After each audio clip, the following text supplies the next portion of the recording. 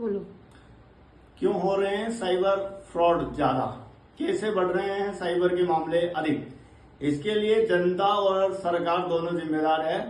सरकार की व्यवस्था इस तरीके की है कि कानून के एक बार फंसने के बाद आदमी लगातार तारीखों पर तारीखें मिलती रहती है, इसलिए जनता डरती है कानून के पास जाने से।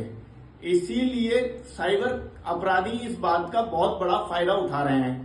लगातार हम देश में देख रहे हैं कि कई लोग फ्रॉड करने के लिए लड़कियों की आवाज में बातें करते हैं और जनता को फंसाते हैं। कई बार बुजुर्गों के भी पैसे गए हैं, कई की पूरी जीवन की पूंजी भी जा चुकी है, लेकिन मामले कम नहीं हो रहे हैं। इसके लिए सरकार का जो सिस्टम है वो जिम्मेदार है। क्यों? एक बार व्यक्ति जब साइबर क्राइम के विरुद्ध अपराधी के खिलाफ रिपोर्ट दर्ज करा देता है तो साइबर क्राइम अपराधी जितनी बार जेल के चक्कर नहीं काटता है, उससे ज्यादा बार उस प्रतिवादी जो वादीगण है वादी को काटने पड़ते हैं। तो भारत का व्यक्ति इस बात से बहुत ज्यादा डरा हुआ है कि अगर मैंने कोई शिकायत दर्ज करा दी तो पुलिस से लेकर कानून तक मुझे ही बार बार चक्कर काटने पड़ेंगे और तब मेरा पैसा भी जाएगा, मुझे वहां पैसा देना भी पड़ेगा, यानी कि जो लीगल अथॉरिटी बनेगा उसको भी मुझे अपनी फीस देनी पड़ेगी। उसके बाद मुझे काम धंधा भी छोड़ के वहां जाना पड़ेगा, बार बार तारीखें मिलती रहेगी और मेरा काम नहीं होगा। इसीलिए वो अपराधियों से डर जाते हैं। सबसे पहले भारत में जो कानून की व्यवस्था है उसको सुधारने की बहुत ज्यादा जरूरत है। एक छोटा सा उदाहरण देता हूं मैं आपको। राजस्थान में 1385 सब ऑर्डिनेट्स यानी अधीनस्थ न्यायालय हैं जिनमें 24 लाख केस पेंडिंग है, और राजस्थान उच्च न्यायालय में 6 लाख केस पेंडिंग है, और वो आज से नहीं 20-20, 30-30 सालों से पेंडिंग चल रहे हैं, जिसमें वादीगण आते आते बेचारे परेशान हो जाते हैं, दुखी हो जाते हैं। कई बार हमें कहते हैं साहब अब तो हमारा न्याय करा दो, लेकिन वकील कभी भी न्याय नहीं दिला सकता। क्यों?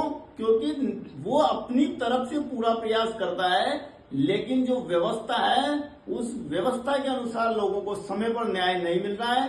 राजस्थान में 18,000 पुलिस की पोस्टें खाली है, 185 केवल फोरेंसिक लैब में खाली है।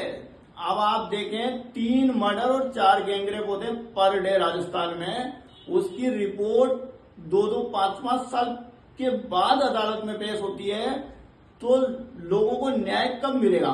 साइबर अपराधी इसी बात का फायदा उठाते हैं कि जनता जो है उनको हम डरा देंगे तो वो डर जाएगी, वो पुलिस के पास नहीं जाएगी, और अगर मान लो कोई चला भी गया तो हमें कोई ज्यादा नुकसान नहीं हो रहा है।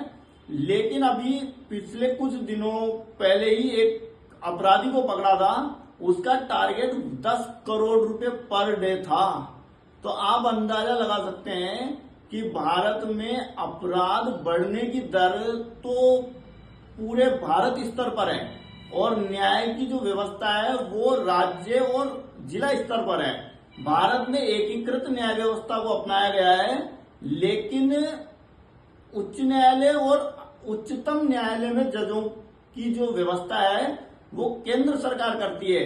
और केंद्र सरकार के भी मैं आपको बता दूं कि 1125 पोस्टें हैं पूरे देश के उच्च न्यायालयों में, और बड़ा दुर्भाग्य है कि उसमें से भी 437 पोस्टें खाली है। तो आप क्या उम्मीद कर सकते हैं कि देश में न्याय मिलेगा? और जब न्याय नहीं मिलेगा तो जनता क्या करेगी? तो सबसे बड़ा कारण ये है कि अगर हमें अपराध को रोकना है तो अपराध की जड़ को रोकना पड़ेगा, उसकी अलग व्यवस्था बनानी पड़ेगी। यह जो कार्य होना चाहिए वो नहीं हो रहा है, जो नहीं होना चाहिए वो हो रहा है। अभी साइबर अपराधियों को खत्म करने की जरूरत है, ना कि जनता को संरक्षित करने के लिए। अभी रोज एक मोबाइल पे जब भी आप कॉल करते हैं तो मैसेज पहले वो बोलता है कि हाँ साहब कोई भी वीडियो अगर आपके पास आए जज पुलिस या तो आप शिकायत दर्ज कराओ। अरे भाई आपकी व्यवस्था ही घटिया है, एक बार शिकायत दर्ज कराएगा तो वो व्यक्ति बार बार चक्कर लगाने पड़ेंगे उसको। आप ये व्यवस्था करो कि एक बार वादी को केवल एक ही बार अदालत में जाना पड़े, उसके बाद कभी जीवन में नहीं जाना पड़े, तब जाकर लोग आपसे जुड़ेंगे, तब जाकर अपराध पर नियंत्रण होगा, अदरवाइज नहीं होगा। साइबर अपराधी बढ़ते जाएंगे। अभी 3 महीने पहले 5,000 करोड़ रुपए का साइबर अपराध करके भारत से पैसे विदेश में भेज दिए गए हैं, और मैं गारंटी से कहता हूं कि वो 5,000 करोड़ रुपए भारतीय कानून कभी भी वापस नहीं मंगा पाएगा हिंदुस्तान में। तो आप अपराधी वैश्विक स्तर पर ग्लोबल के आधार पर काम कर रहे हैं, ग्लोबलाइजेशन कर रहे हैं, और आप अपने केवल एक स्टेट और एक डिस्ट्रिक्ट को लेकर बैठे हैं। भारत में न्याय एकीकृत है, तो पूरे देश में एकीकृत न्याय व्यवस्था को अपनाना चाहिए, चाहे वो ग्राम न्यायालय हो या उच्चतम न्यायालय हो, उसका सारा खर्चा केंद्र सरकार को वहन करना चाहिए। देश में पुलिस प्रशासन एकीकृत होना चाहिए, पूरे देश में 1 क्लिक होना चाहिए, पूरे देश में 1 क्लिक पर, चाहे वो अरुणाचल प्रदेश से गुजरात हो या जम्मू कश्मीर से कन्याकुमारी हो, 1 क्लिक पर सारे अपराधियों का डाटा एकीकृत होना चाहिए। नहीं तो आज क्या होता है, राजस्थान में कोई अपराध करके उत्तर प्रदेश में भाग जाता है, राजस्थान की पुलिस ढूंढती रहती है, उत्तर प्रदेश में वो मजे करता है, या और किसी राज्य में चला जाता है, वहां जाके मजे करता रहता है, और यहाँ की पुलिस ढूंढती रहती है, फिर बाद में एफआईआर लग जाती है, वो अपराधी खुले में घूम रहा है, अपराध पर अपराध करते रहता है, और न्याय नहीं मिलता है। तो मैं जनता से भी अपील करता हूं, कोई भी व्यक्ति आपको ये कहे कि मैं ये कर दूंगा वो कर दूंगा,